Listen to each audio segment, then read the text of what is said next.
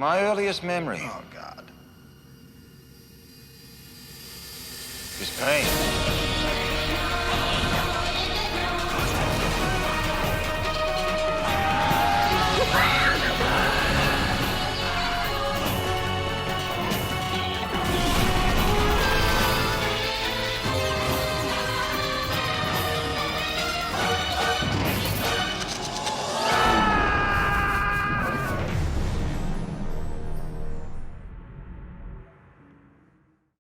The notion of villain to me is, you know, they always have charisma. I have traveled a long, long way just to see you again. Oh, You know, they're not Henry Portrait of a serial killer. He's not a villain. He's a serial killer. So villains have a gilded existence in a way that they're allowed a certain levity to seduce the audience. Are you still angry with me? furious. Good. It adds enthusiasm to our encounters. No one in the audience wants to be a serial killer, but a lot of the audience want to be a villain. You know, as an actor, you can never actually play a villain. You've got to play it. You always have to have a very strong action. You've got to be looking for something, or you know, something's not being met, and therefore that's what you're going for. Emotional. I think, you know, even military dictators don't think of themselves as villains. Most of the really truly appalling behaviour that I see is brought about, you know, out of fear and anger and pain, and it comes out of this urge. And the best things and the worst things in humans come out of this urge to climb the mountain or find the truth or create beauty, or, you know, and the most appalling behaviour comes out of this urge to advance and destroy the wilderness and build a bigger building and win a bigger battle. He hasn't said a word. He's Luxon. He'll die first. Which means all this pain has been for nothing. As it will continue to be. But perhaps you like pain. Creating villains over a long-term story is a really delicate and difficult thing to do. I think it's much easier in film, where the archetypes are much easier to establish and then maintain over time, but it's very difficult to maintain evil, if you like, through a character over a really long period of time, because the more information you find out about the villains, the more they lose the sense of danger. I don't know who you are, where you're from, or what you want. But if you threaten my freedom, I'll kill you. Your imagination is always more potent than facts. So if you're imagining the evil things, if there are enough blank spaces around an evil character, Scorpius or Natira, or whatever the case may be, then your imagination is going to think that they're much scarier, that they're much more evil, that they can do a lot more damage, that the potential for terror is greater.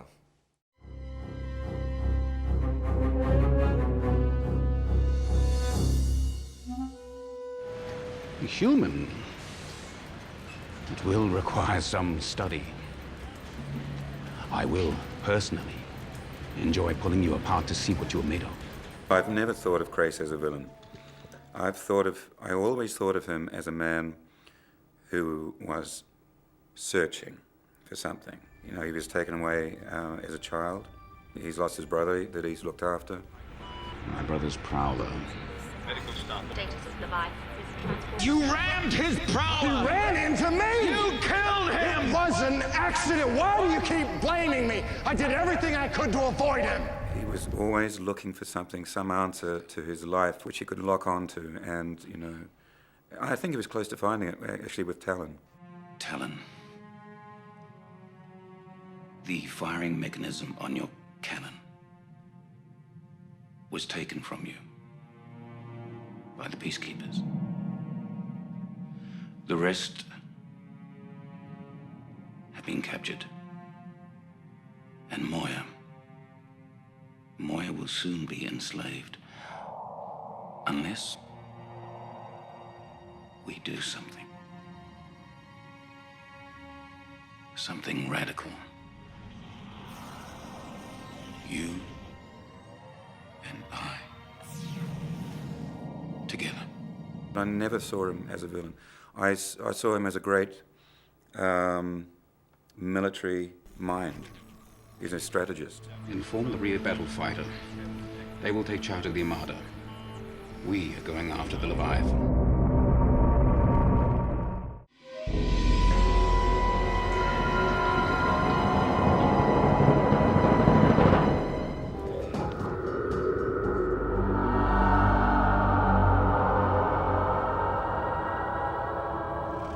I played a villain. He's charismatic. No matter how, ugly he can get. People clap and cheer for him. I've no doubt. And also go, oh, no, damn, he did it. Now that my neurochip has absorbed the information I need from John's mind, we're finished here. Poor Crichton. He's going to be so lonely. Never mind. Villains are easy to deal with because you know they're going to lose. Ultimately, the villain loses. The hero defeats him. Scorpius doesn't lose. Hello, John. So in that traditional sense of villain, no. He crosses the line, I think. It's me, John. I'm still here. What? No. No. You're gone. The chip's gone. Get out of my head. I'd like to. I don't wish to remain here, therefore you must die.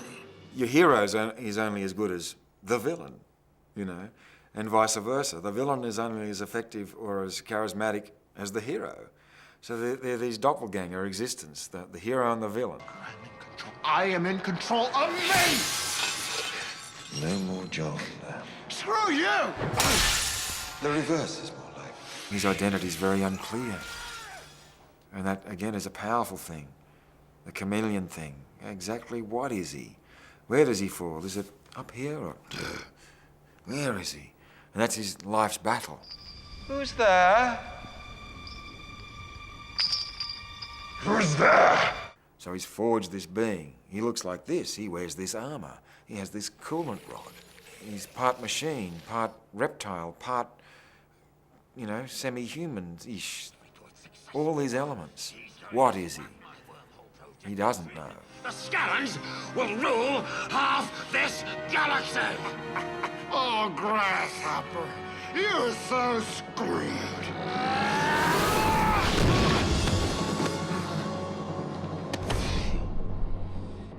If I am screwed, John,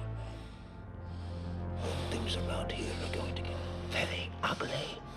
Maybe he sees something in John Crichton that may be a part of himself. He mightn't like it either. Oh, what's the matter, Scorpy? You don't look too good. Neither do you, Crichton. Lava! I got a piece of you and me, now you got a piece of me and you!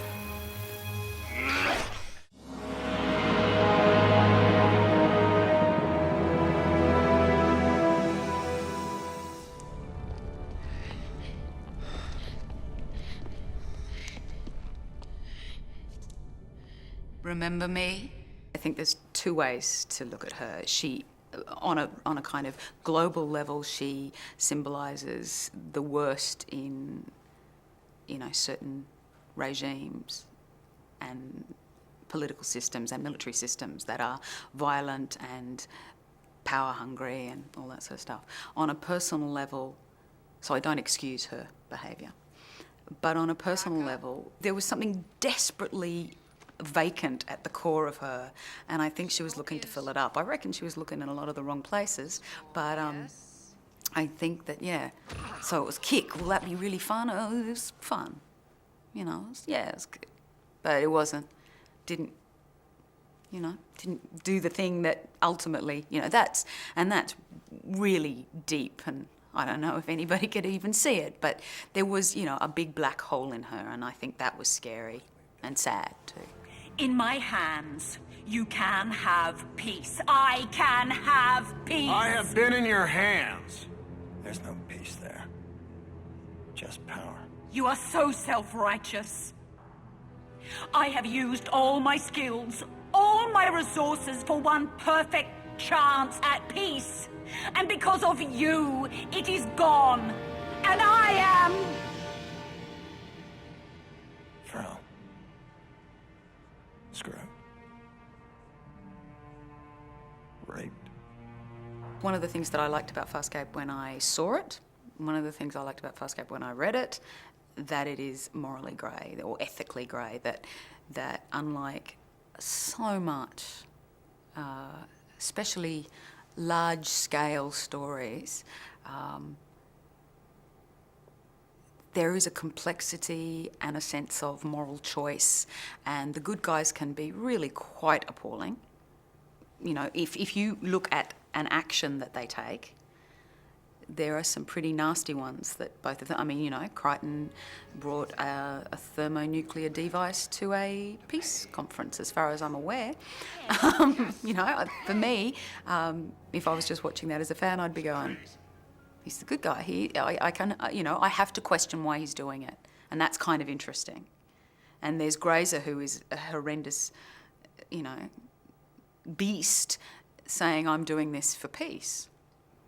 I'm prepared to, you know, get rid of the Luxon territories for peace for many more people. You know, the greatest good for the greatest number. Doesn't that make her really good? It doesn't. But, you know, I think always there's that question. And people, you know, the bad guys have perfectly good justifications for why they do what they do.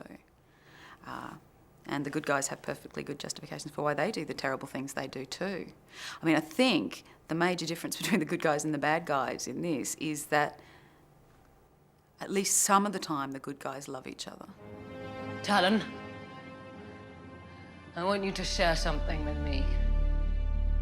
Before he dies, you can taste something that is denied to peacekeepers. Something that you will never know.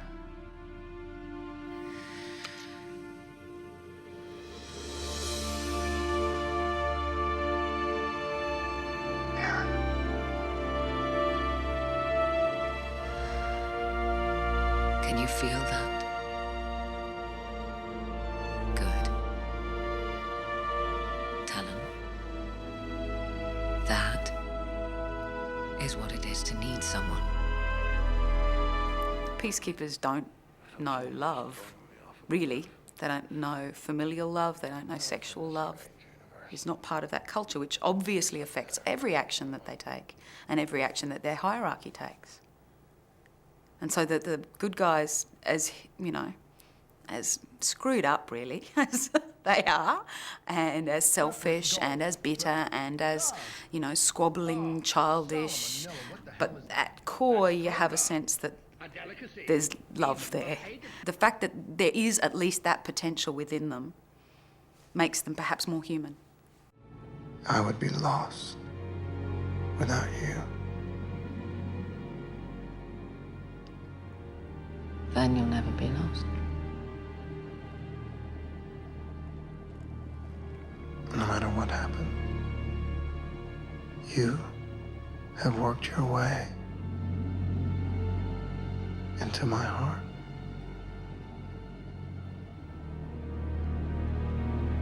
You've shown me that I am one.